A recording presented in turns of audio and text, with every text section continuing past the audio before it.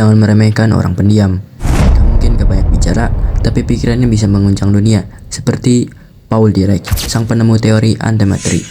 Oke, mari kita bahas hal-hal menarik di balik dunia sains. Let's go.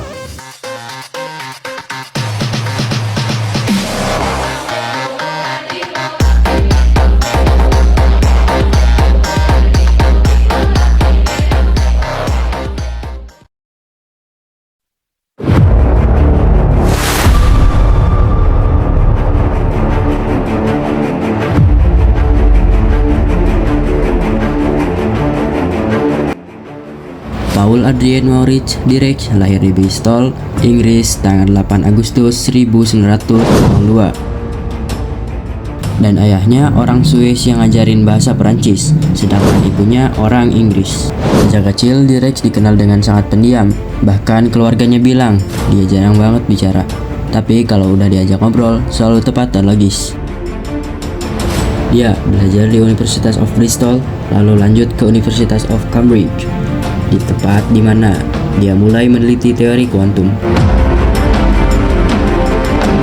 Teman-temannya selalu bilang Dirac itu kayak robot, gak banyak bicara tapi pikirannya luar biasa jernih dan tajam. Nah, sekarang kita masuk ke bagian yang paling menarik, yaitu penemuan ilmiahnya. Tahun 1928, Dirac menulis sebuah persamaan yang luar biasa, namanya persamaan Dirac. Tujuan waktu itu sederhana. Dia pengen bikin persamaan yang bisa menjelaskan gerak elektron, tapi tetap sesuai dengan reaktivitas khusus Einstein. Tapi hasilnya justru melebihi ekspektasi semua orang. Dari persamaan itu muncul prediksi bahwa selain elektron biasa, ada juga elektron versi positif. Partikel yang punya massa sama, tapi muatan listriknya berlawanan. Itulah yang sekarang kita kenal sebagai positron, partikel antimateri yang pertama kali ditemukan.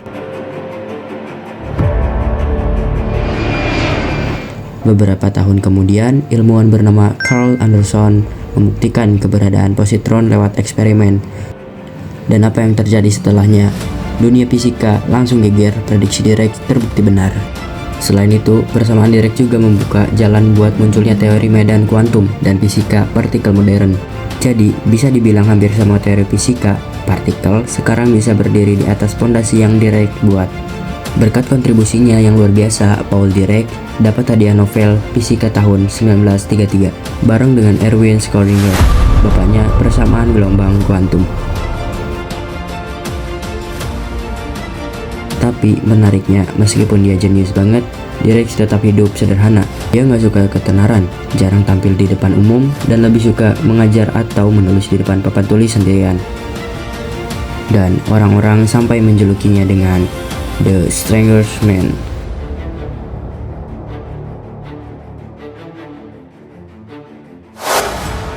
Si manusia paling aneh karena kepribadiannya yang dingin tapi jenius. Paul Dirac meninggal tahun 1984, tapi warisannya masih hidup sampai sekarang. Setiap kali kita bicara tentang antimateri, teori kuantum, atau fisika partikel, nama Dirac pasti muncul. Dia membuktikan bahwa logika, matematika, dan imajinasinya bisa membuka rahasia besar alam semesta. Dari seorang pemula pendiam lahir teori yang mengubah dunia. Ia hidup dalam diam, tapi pemikirannya mengunjang dunia. Paul Dirac sang fisikawan yang membuktikan bahwa kadang kejeniusan tak butuh banyak kata. Cukup satu persamaan untuk mengubah segalanya. Oke, cukup hanya itu yang dapat saya jelaskan. Kurang lebihnya mohon maaf. Saya Satrio Nabil Fajar Abdillah dari absen 34 pamit undur diri. Wabillahi taufiq wal hidayah. Wassalamualaikum warahmatullahi wabarakatuh.